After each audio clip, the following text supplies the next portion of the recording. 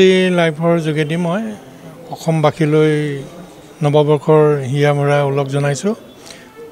মানে অসমবাসী কুশলে থাকক, সকলো সুন্দৰকৈ থাকক আৰু সুন্দৰ সুন্দৰ কাম কৰি যাওক।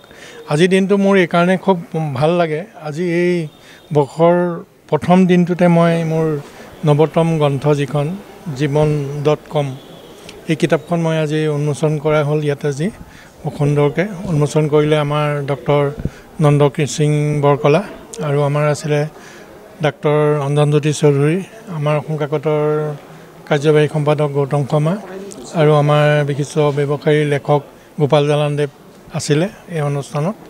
আৰু খুব সুন্দৰকৈ অনুষ্ঠানটো হৈ গ'ল। আচলতে এই জীৱন.com এখন মানে সাম্প্ৰতিক সময়ক লৈ পেলাই লিখা আৰু এইখন মানে ছ'চিয়েল মিডিয়া বিষয়ক কিতাপ।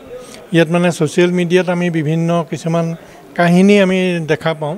সেই তেনেকুৱা ধৰণৰ বহুত কাহিনী ইয়াত কেইবাটাও কাহিনী ইয়াত সন্নিৱিষ্ট হৈ আছে।